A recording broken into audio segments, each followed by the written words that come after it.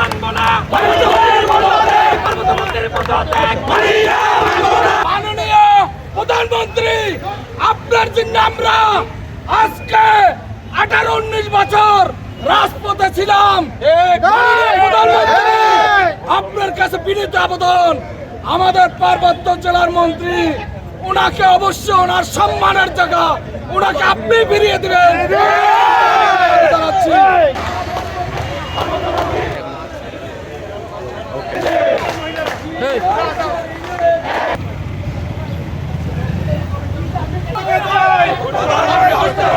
প্রধানমন্ত্রীর হস্তক্ষেপ চাই।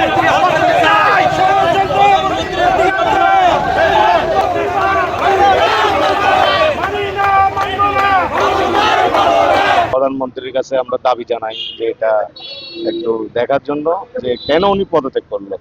আমাদের পার্বত্য জেলা মন্ত্রী অ্যাডভোকেট দীপেন দেওয়ান ও গণমানুষের নেতা, যিনি কারো আপোষ করে নাই, কোনো অন্যায়ের সাথে আপোষ করে নাই। 17টি বছর যার রাজনীতিতে রাজপথ ছিল ওনার পায়ে, সবসময় উনি এখান থেকে ওই কলেজ গেট পর্যন্ত উনি এখান থেকে যাইতো। সেই লোকটা আজকে আমি মনে করি চাপে পড়া ওনাকে পদত্যাগ করানো হয়েছে। যেই করুক, আমি 90 থেকে রাজনীতি করি, যেই করুক আগামীতে তাকে আমরা যদি শুনি রাঙ্গামাটি অবাঞ্ছিত ঘোষণা করবে, তার বিরুদ্ধে আমরাও। বিষয়টা স্বাভাবিক না, যে কারণে উনি পদত্যাগ দেখিয়েছেন সেটা না। এই অন্তরের অনেক কিছু আছে। যারা দীর্ঘদিন যাবৎ ফ্যাসিস্ট আওয়ামী লীগকে লালন পালন করে আসছে, তাদের ষড়যন্ত্রে আজকের পার্বত্য চট্টগ্রামের শান্তি ও সম্প্রীতির যে স্তম্ভ দীপেন দেওয়ান মহোদয়, ওনাকে ষড়যন্ত্র করে শারীরিক অসুস্থ করে পদত্যাগের পত্র জমা দেওয়া বাধ্য করা হয়েছে। এখনো পদত্যাগের চূড়ান্ত হয় নাই। আমরা আশাবাদী পার্বত্য চট্টগ্রামে শান্তি, সম্প্রীতি এবং উন্নয়নের জন্য, এবং তারেক রহমানের, মাননীয় প্রধানমন্ত্রী তারেক রহমানের যে রেইনবো নেশন, সমতল থেকে পাহাড় উন্নয়নের যে 31 দফা বা যে পরিকল্পনা, তা বাস্তবায়নের জন্য একমাত্র উন্নয়নের প্রতীক, সম্প্রীতির প্রতীক হচ্ছে আমাদের মাননীয় মন্ত্রী অ্যাডভোকেট দীপেন দেওয়ান।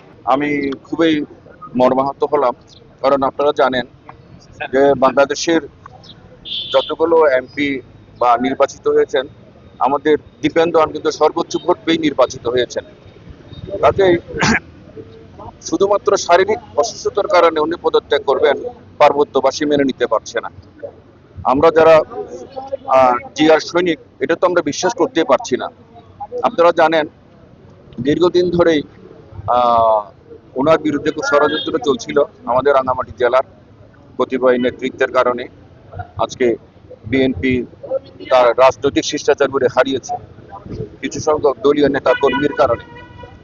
আজকে সমগ্র পার্বত্যবাসী ওরা মেনে নিতে পারছে না, শুধুমাত্র অসুস্থতার কারণে দীপেন দেওয়ান পদত্যাগ করতে পারেন।